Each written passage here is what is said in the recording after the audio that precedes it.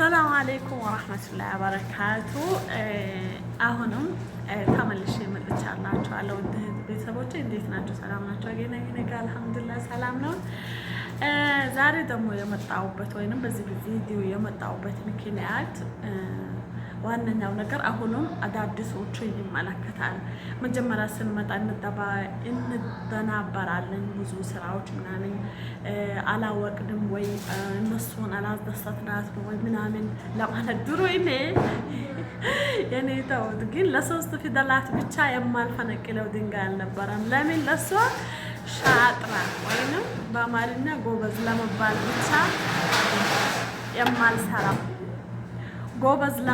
ብቻ የማልሰራው ስራ አልነበረም ማለት ነው።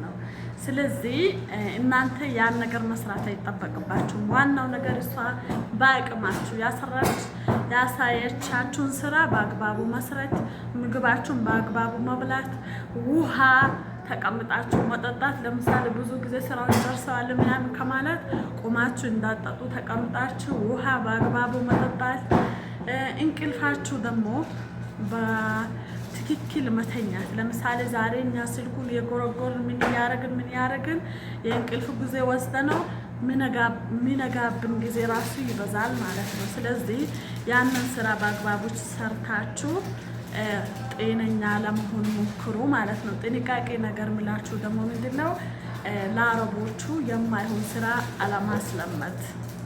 ለምሳሌ ከዚህ በፊት የነበረችው ሰራተኛ ያልሰራችውን ስራ እኔ እሰራዋለሁ ወይንም እኔ እሷን አስደስታታለሁ ከእሷ ለመሻል እሞክራለሁ ብሎ መሞከር። ያ ምንም ዛሬ እኛ ጤና ሆነን ስለሰራን ጎበዝ ስላሉን ብቻ ነገ ታመን ደግሞ አውጥቶ ነው የሚጥሉን። 10 ዓመት 20 ዓመት እነሱ ጋር ብንሰራ በአንድ በራሳችን ስህተት የእነሱን ቤት ስናጸዳ አንድ ተሰብረን ብንወድቅ ሆነ በሽተኛ ብንሆን ወላሂ በነጋታው ነው አፍኖ የሚሸኙ ማለት ነው። ስለዚህ እባካችሁ ያልሆነ ስራ ያልሆነ ልምድ እነሱን አታስለምዷቸው።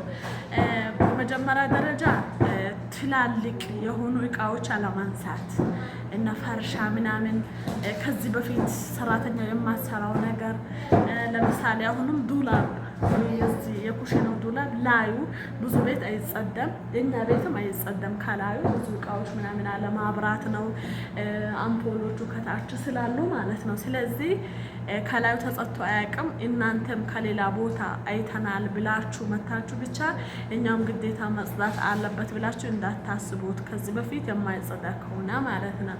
ሁለተኛ ነገር ደግሞ መሩሃ ማለት ትንሿን ይኸው ትታያለች አይደል? ያችኛዋ ክቧ ማለት ነው። እሷ ቅርብ ከሆነች ችግር የለም። አንድ ቀን ደግሞ እንዴት ተፈታ እንዴት እንደምትጸዳ አሳያችኋለሁ ማለት ነው። ግን ሩቅ ከሆነች በጣም ላይ ከሆነች ለመሰላ ለምን የማይመች ከሆነ ከዚህ በፊት ተጸድቶ የማያውቅ ከሆነ ተውት። ስለዚህ ሩቅ ከሆነ ራሳችሁ አደጋ ላይ የሚጥል ከሆነ ከእናንተ ከህይወታችሁ አይበልጥም፣ ይመልሷችሁ። ህይወታችሁን ብቻ አደጋ ላይ እንዳጥሉት። አዳዲስ ነገሮች ካሉኝ አዳዲስ ሀሳቦች ከኔ ካጋጠሙኝ ነገሮች ለእናንተ ይጠቅማል ካልኳቸው ነገራቶች ይዤ እስከሚመለስ ድረስ እናንተ ቤቱን ሰብስክራይብ ላይክ አድርጉልኝ። አዲስ ነኝ ለቤቱ ኢንሻአላህ አብረን እናድጋለን ማለት ነው።